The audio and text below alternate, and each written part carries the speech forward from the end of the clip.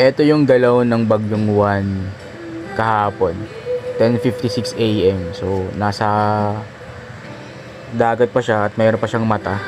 Pagdating ng 6:16 PM kahapon, malapit na siya dun sa may Aurora. Nasa Pulillo Island na siya at meron pa siyang mata, no? So, ang lawak nung kanyang nasasakop, halos buong Luzon.